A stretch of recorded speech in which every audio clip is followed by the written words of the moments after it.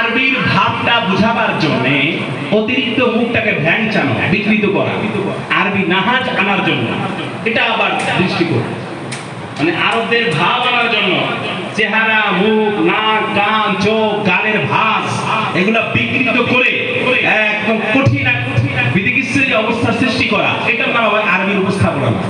তুমি তোমার মতো করে বলবে, আরবিটাই বলবে, কিন্তু তোমার এটার মাঝে সাবলীলতা, স্বাভাবিকতা, গতিময়তা এবং এটার মাঝে একটা তোমার শিল্প এবং আর্ট পরিলক্ষিত হতে হবে। মানে আরবি বলার মানেই এটা না চেহারাটা আরবি আর ইংলিশ। বর্তমানে ওই যে ব্রিটিশ আমেরিকান কিছু ইংলিশ যারা শিখে এমন ভাবে চেহারা ভ্যাংচায়, মনে হয় যেন কাউরে ভেঙ্গাই গেছে, ওর প্রতি শত্রুতা আছে, প্রতিশোধ দিচ্ছে আর কি, ভেঙ্গায় ট্যাঙ্গায়। এমনি তো ভেঙ্গাইতে পারে না, ইংলিশ আর আরবির কারণে ভেঙ্গায়। এভাবে তোমার উপস্থাপনা করা, এটা আসলে দৃষ্টিকটু এবং নিন্দনীয়, পরিহার্য, পরিত্যাজ্য। এটা কোনোভাবেই তোমার উচ্চাঙ্গের আরবি ভাষা সাহিত্যে ফাসাহাত এবং বালাগাতের মানে উত্তীর্ণ এবং গ্রহণীয় হতে পারে না। এই কথা বুঝতে পেরেছো?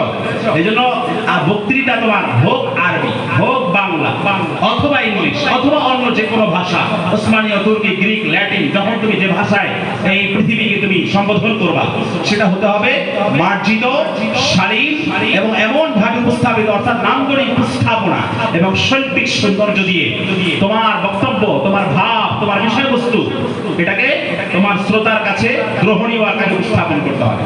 আল্লাহ রাব্বুল আলামিন আমাদের সবাইকে লিখুড়ি এবং বক্তৃতার মাঝে অনন্য সাধারণ যোগ্যতা সম্পন্ন হওয়া এবং কাঙ্ক্ষিত পাণ্ডিত্য উৎপত্তি অর্জন করার তৌফিক দান করুন।